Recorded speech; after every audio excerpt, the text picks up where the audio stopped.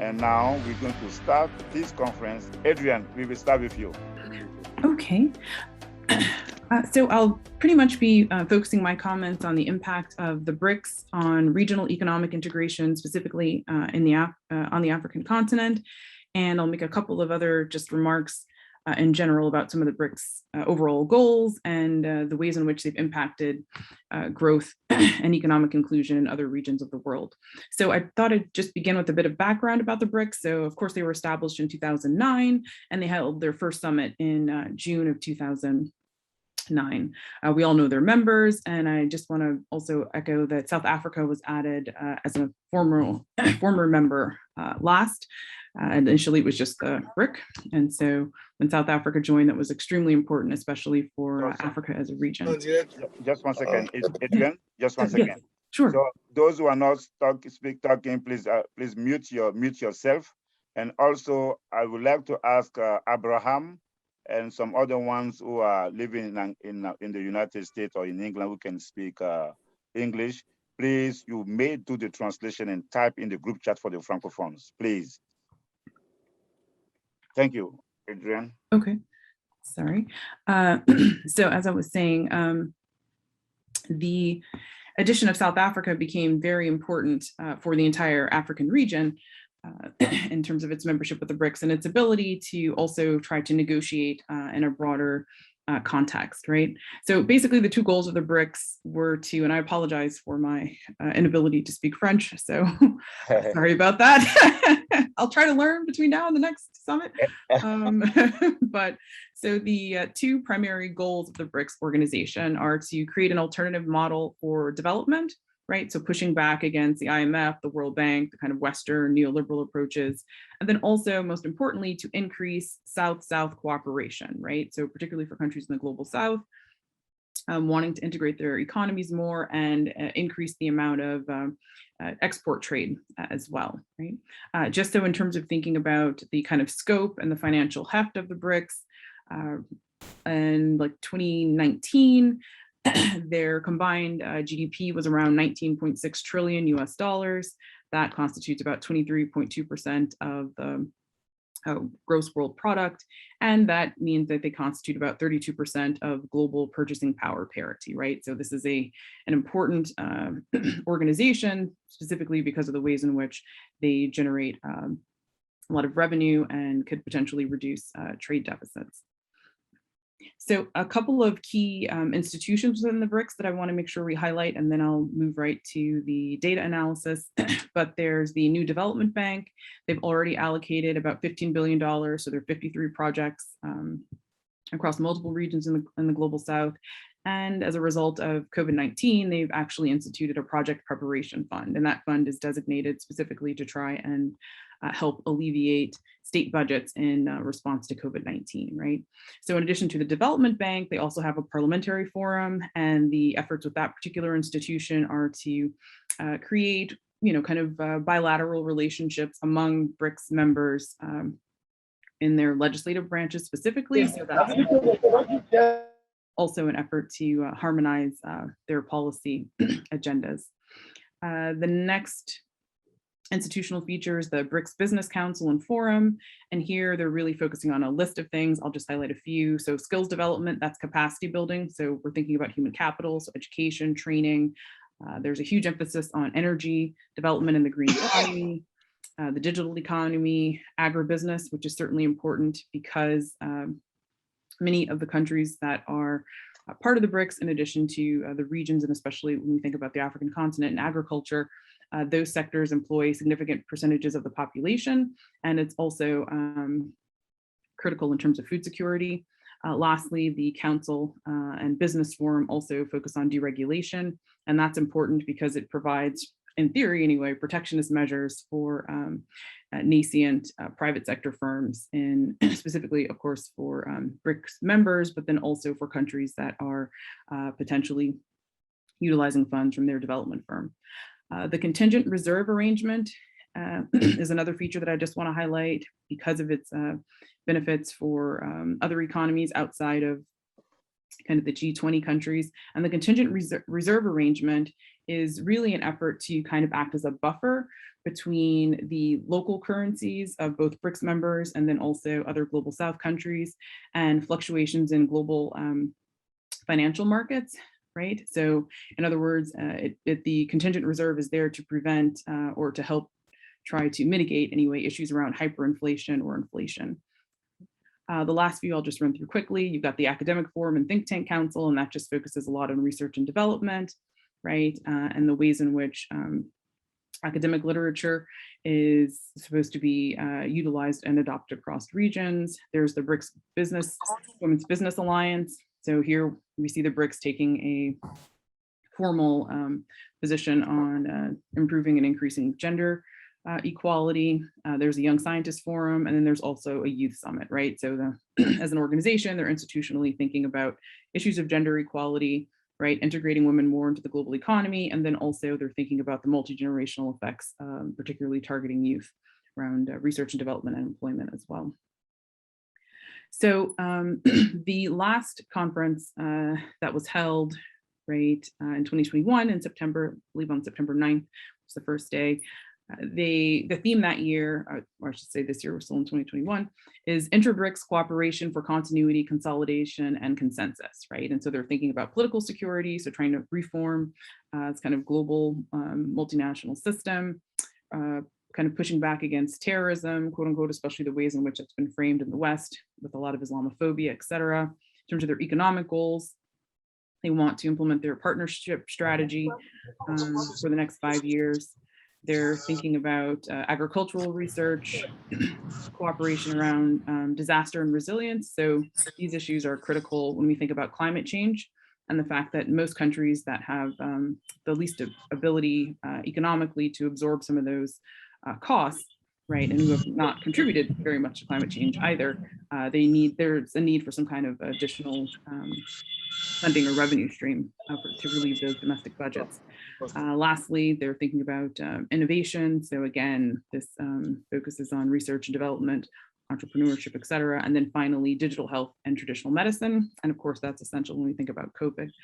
The cultural component is an interesting feature of the BRICS because it's an explicit effort to try and harmonize and increase positive relationships and interactions among people, so among citizens and people that are residing in BRICS countries with one another. So thinking about ways in which they have similar cultural issues, that they could partner on academic questions, right, sports, business, really this idea of integrating their other political and social institutions aside from just thinking about regional economic integration. Okay. So specifically, and I'm going to go into the data now, but I want us to keep in mind that even though we're looking at, and most of the BRICS reports focus on kind of aggregate numbers in terms of growth, trade deficits, right? The increases in the number of exports. We also want to be very mindful, especially thinking about this in a Pan-African context, that we also have to disaggregate that kind of macro level data, right? And really think about what that means on the ground for African people. And so we want to pay close attention to, and I'll be paying close attention to today, issues around gender equality, the Gini index, which measures economic inequality within countries, right? I'll be delving a bit deeper into the questions around trade deficits, and then the ways in which the BRICS, although it's got a lot of potential to change kind of normative development models, but I'll also be highlighting the ways in which it has improved the economic positions and the trade deficits for the founding members of the BRICS, but those same benefits haven't necessarily translated completely to Africa as a region, right? So we'll get a chance to unpack that, talk about it a bit more. So this first chart just highlights kind of, and again, taking Brazil, China, India, Russia, and South Africa, and really summarizes their growth rates, right? And so we can see that there are some initial spikes in 2007, 2008. We see a little bit of a dip, then some plateauing.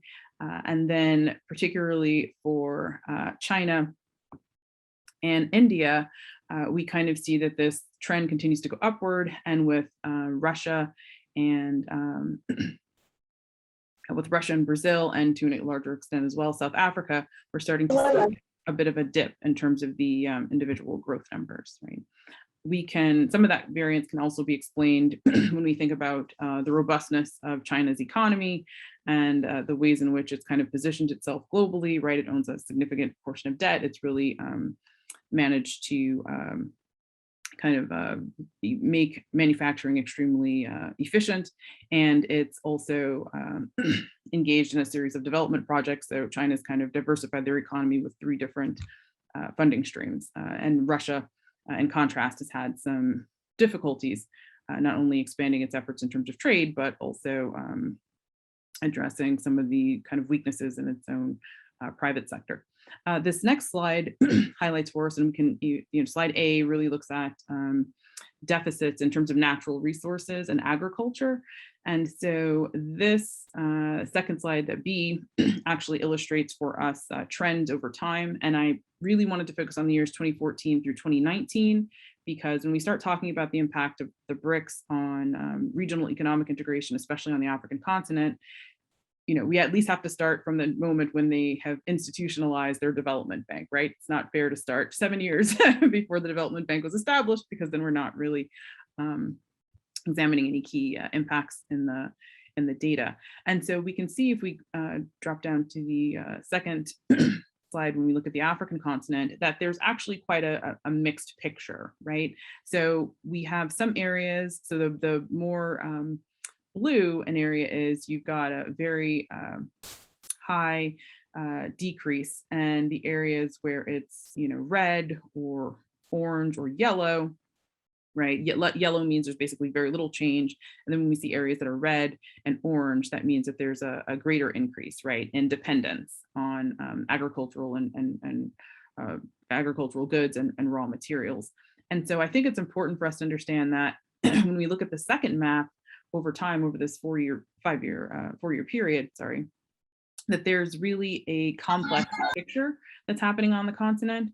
And we always have to be, cognizant of the fact that, different economies, depending on the country, have different sizes, right? Different scales, different industries, different issues around inequality, different issues in terms of labor force participation and the readiness of markets. And so all of that then would, of course, impact their ability to even leverage things like the BRICS Development Bank, right? It would also impact the ability of individual countries then to bargain collectively, because when you have such variations in the economic scales, then countries that tend to have larger GDPs, that tend to have more diversified economic portfolios, tend to adopt policies that are beneficial to them domestically, but the regional integration piece starts.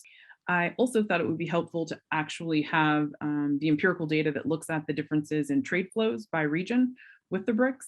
And so realize there's quite a bit of data on this chart, but basically for each region, so Africa, the Americas, Asia, and Europe, you have data that highlights the number of imports from BRICS countries or from the BRICS, right? And then also exports, right? And so one of the challenges, again, when we're thinking about the role of the BRICS with regional economic integration on the African continent, is that as a region, BRICS tends to, at an aggregate level, Africa tends to be one of the regions that has the fewest number of exports to BRICS countries, even though, and those exports aren't quite twice as much as the imports from BRICS countries, but that trade deficit is also important to be mindful of. And so it's important in terms of collective bargaining with African countries in a regional level, that they're also negotiating with the BRICS as a group, as opposed to doing things bilaterally.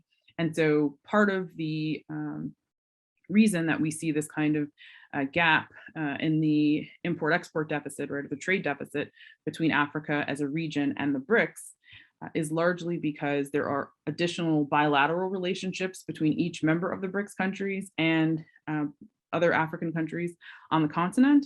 And so those bilateral dynamics are then undermining the ability of Africa as a region to negotiate kind of collectively, right? When we look at Europe, of course, we can think about the European Union as a regional economic community that is able to negotiate pretty collectively, right? The same thing with Asia as a region. You've got ASEAN and other groups and organizations that are regional economic group cooperative communities, and they are also doing a lot of collective bargaining. In the Americas, you know, we do have the Organization for American States, right, and other groups that are leveraging the collective bargaining in a different way. So it doesn't mean that the BRICS don't have potential, certainly, to reduce trade deficits and generate sustainable and equitable growth on the continent of Africa. But it does mean that African governments have to prioritize the interests of all of their citizens, not just the groups that may be more affluent or more powerful politically. And it also means that regionally on the continent, there's a need for institutions that can prioritize this idea of collective bargaining, right? Otherwise, the potential that the BRICS could generate can actually end up being a liability or just kind of a recreation, right, of the same economic relationship between African countries regionally and then global value chains more broadly. This slide, next two slides actually look at the specific GDP and trade openness scores for individual founding members of the BRICS countries and Africa as a region, right? So we can move right to, I just want to kind of draw some key distinctions here. So Russia will notice, and this is true not only of the African region, but also in Asia and the Americas and Europe as well, you know, Russia does not have the same level of robustness economically as certainly as China, and in some cases as India. So they tend to be lower in terms of trade openness in general. So that's not unique in that respect, but I want to pay close attention to the relationships with China and South Africa, specifically because of China's critical position in the global economy, and South Africa, because obviously it's the one country that's a founding member of the BRICS that is actually from the region. So at an aggregate level, when we look at China's overall trade openness score, China's trade openness score with Africa as a region compared to other regions in the world is actually the lowest, right? And what's important to note is that you do have a lot of exports coming out of Africa as a region to China, right? So there's a lot of exchange in terms of goods, but those are typically either natural resources, mineral wealth, right? Agricultural products. They're not manufactured goods. There's not an effort to increase, for example, access to financialization services or any of those other things that would move away from this kind of commodity-based market. And the import restrictions on a lot of goods and products that are coming from African countries in China to China, right, is certainly a limitation as well in terms of regional integration and the impact that the BRICS could have overall on generating more growth and also supporting and protecting private sector firms, right, or smaller businesses on the African continent in African countries, in addition to protecting labor, right, as well. South Africa, in terms of its trade openness score, has one of the higher trade openness scores, which isn't surprising, again, because it's part of the African Union, obviously. It's also part of a lot of regional, sub-regional, rather, economic cooperative organizations. So there's already a clear relationship between South Africa's economies of scale and the economies of scale of other countries on the African continent. So there's already some built-in integration there. So that's not surprising that they've got one of the highest trade openness scores, and that their joint GDP is also kind of ranked. Okay. Adryan, yeah. Finish in how many minutes? Okay. Yeah, I can just finish right now with the limitations. Yep. Okay. So I'm on my last slide. I think you were showing that the other map. What you want to show that map you were showing with the colors. Oh, yes. Okay, I can do that. It's just a map of the regional economic cooperative agreements on the continent. Just Okay, very yes, so, quickly. so people can see. Yeah, thanks. Yes. And so you have the reason I wanted to just include this map is because when we think about the BRICS and regional integration and economic integration in Africa, we also have to ensure that the BRICS has a negotiating relationship with one, right?